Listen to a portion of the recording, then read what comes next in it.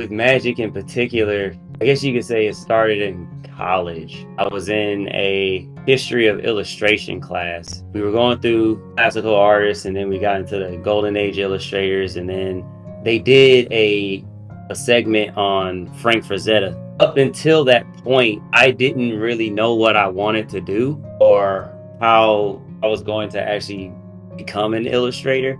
But after I saw Frazetta's work, I said, that's what I want to do.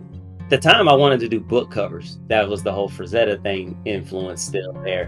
But I said to myself, it'd be cool to do, work for magic one day. All of those artists that I was so enamored with, Donato, Matthew Stewart, Tyler Jacobson, came across Chris Ron, Steve Bellenden, and Dos Santos, were all doing work for magic. So that was like in 2012, 2013. Fast forward to 2019. I'm doing Smart School with Donato.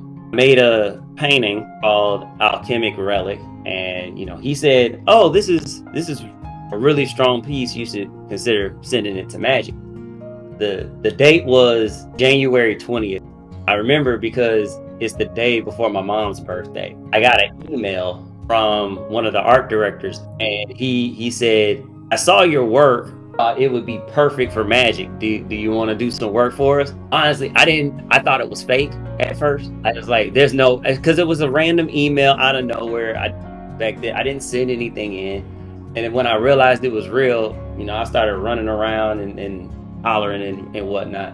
Life, career, everything. Because I was going to quit before that happened. So it ended up all working out. Mox Ruby and then the Black Lotus. Those were really, really cool to work on. Especially considering the fact I was still kind of fairly new when I got the opportunity to do it, when they asked me to do it. And to inject my way of doing it, especially with the Black Lotus, to be one of the 3 people that made one that year was huge. That one was a really, really cool experience.